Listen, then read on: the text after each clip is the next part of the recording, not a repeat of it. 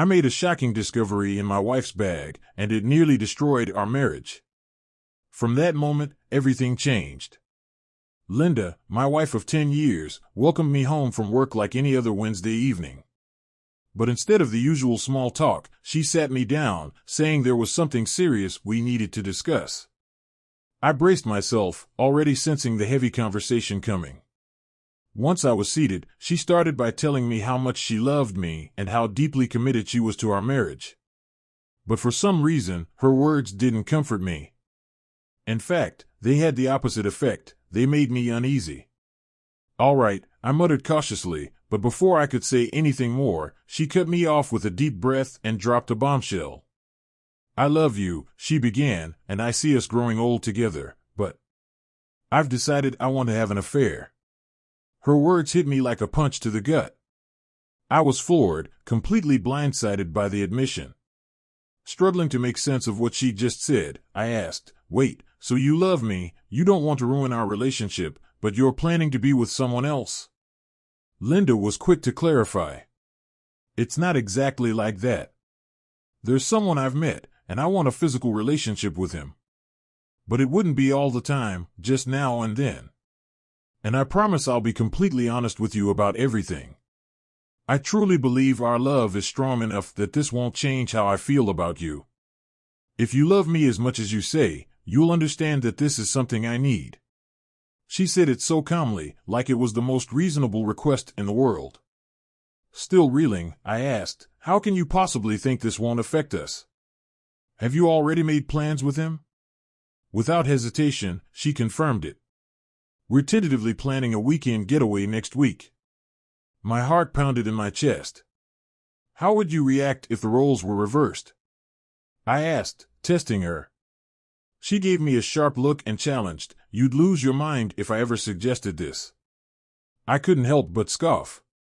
"I'd be okay with it," I replied, though my voice was strained, "as long as you could assure me it wouldn't change anything between us." Linda wasn't buying it. "Come on, you know that's not true," she said, sounding disappointed. "I thought your love for me would be enough to make you accept this." I stared at her in disbelief. "Do you honestly think I'd just stand by while you spend the weekend with another man?" For the first time, she hesitated. "Maybe I didn't think this all the way through," she admitted quietly, looking down. "You're right. I didn't consider everything, including my own feelings. But, if I say no now, will you still go through with it?" She looked me straight in the eyes and said softly, "I'm not sure. I didn't think you'd actually say no." It was clear neither of us had fully thought this through. After a long silence, she suggested, "How about we give it a few days? I need time to think, and then we can sit down and talk again on Sunday." That night, I couldn't bear to sleep in the same bed as her, not after what she'd just said. I gathered my things and moved into the guest room. When Linda noticed, she asked what I was doing. "I don't feel like sleeping next to someone who's more focused on another man than on me," I told her flatly. I slammed the door behind me, my mind racing with anger and confusion. The night dragged on, and I couldn't sleep, but the time alone gave me a chance to think. One thing became painfully clear: if Linda went through with her plan, our marriage would be over. The next morning, we didn't speak. After leaving for work, I called in and took a couple of personal days. That's when I set my plan into motion. First, I bought 3 voice-activated recorders. I placed one near the phone, one in our bedroom, and one in her car. I even tapped the landline to record any calls made from the house. Then, I went to our cell provider. Since I handled her account, it was easy to pull her phone records. While she was still at work, I dug through her emails. I found a secret account and guessed the password. What I found inside made my stomach drop, but at least I confirmed she hadn't slept with him yet.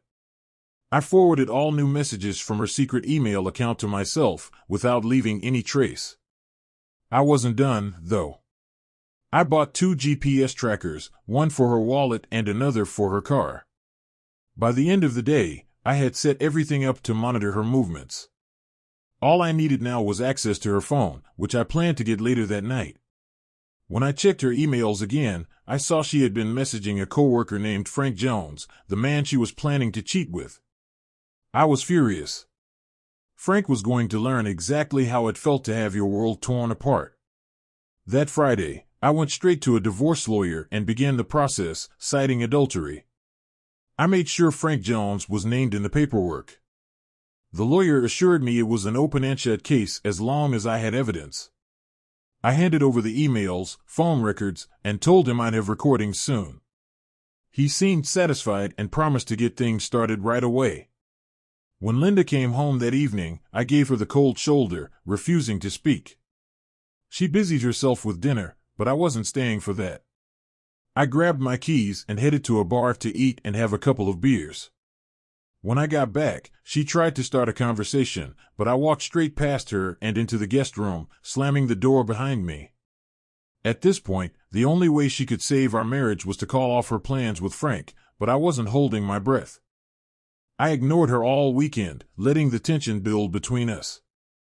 By Sunday afternoon, I figured it was time to lay it all out. We sat down in the kitchen, and I was as blunt as I could be.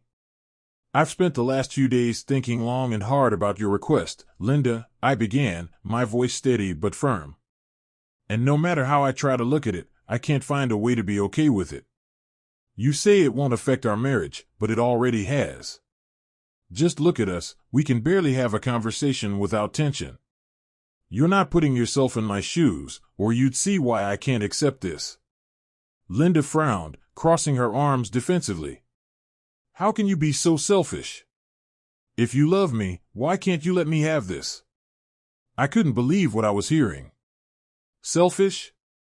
I shot back. I think it's pretty selfish to want to be with someone else after we've built a life together. She leaned forward, narrowing her eyes. And what if I go through with it anyway?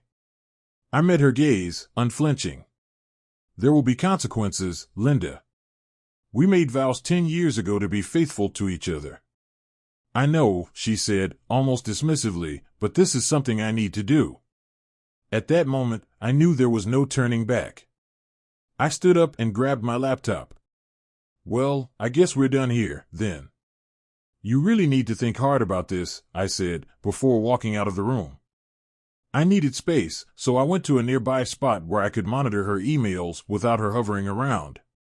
Linda's stubbornness only fueled my resolve. I watched as she emailed Frank, assuring him that she was definitely going, no matter what I said. Frank, just as eager, confirmed he had already booked room 125 at the Hilton in Kansas City for Friday and Saturday night. I couldn't help but smirk. They were making this all too easy. In their emails, they talked about plans for a romantic Saturday night, complete with dinner, dancing, and plenty of alone time.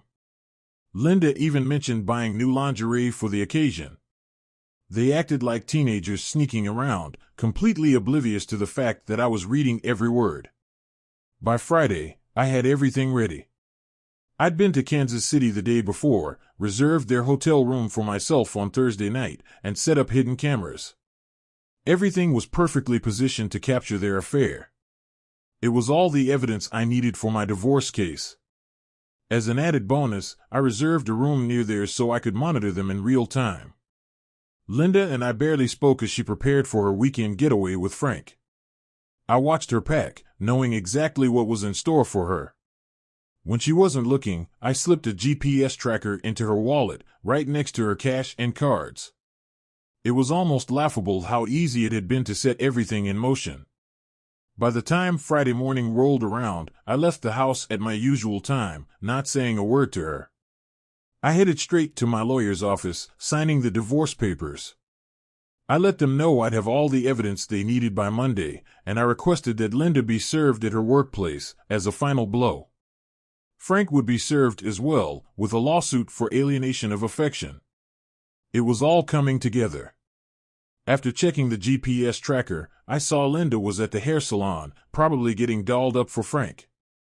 I used the opportunity to head home, open her suitcase, and found the new lingerie she'd bought.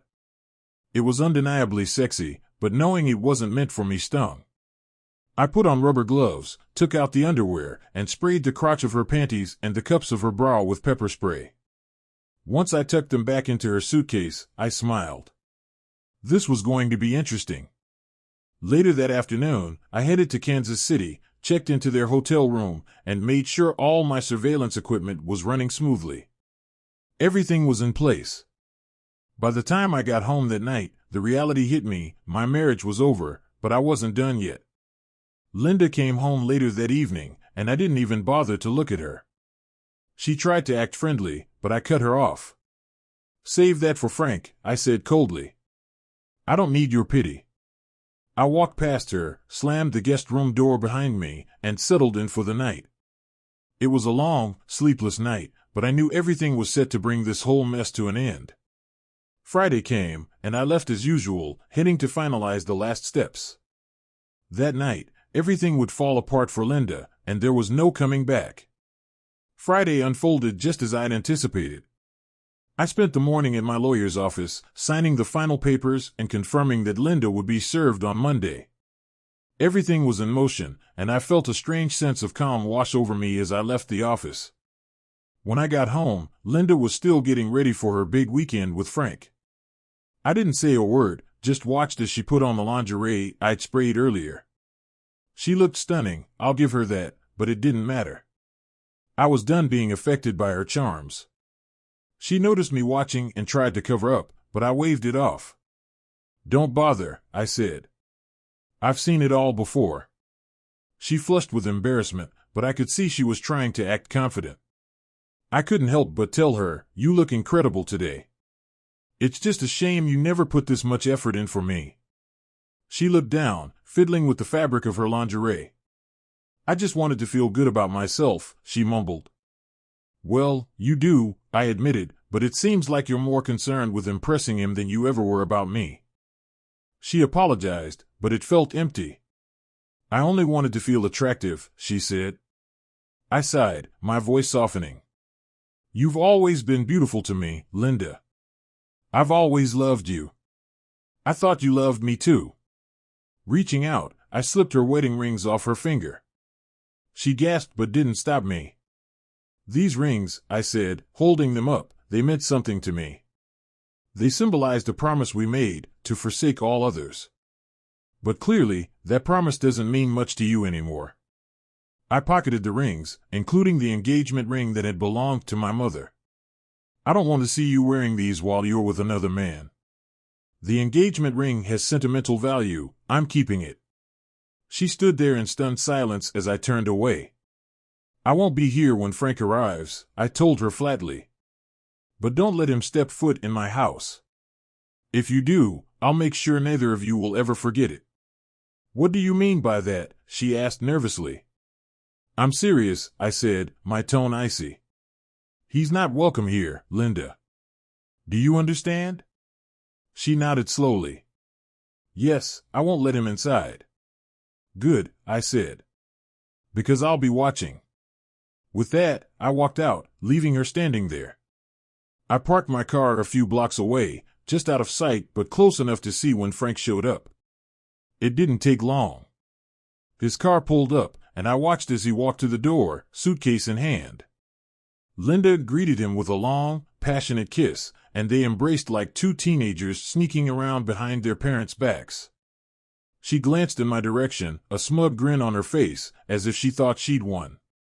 I didn't hesitate. I flipped her off as they drove away, wiping that grin right off her face. Once they were gone, I headed back home.